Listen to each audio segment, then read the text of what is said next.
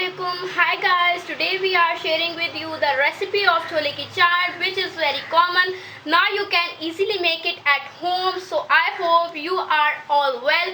If you like our video, subscribe to our channel and press the bell icon so you get notification of all my incoming video. So let's move on to the ingredients.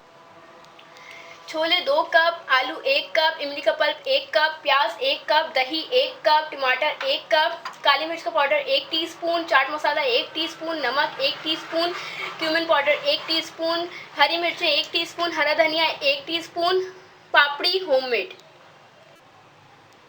We will combine all these things and then our chaat will be ready.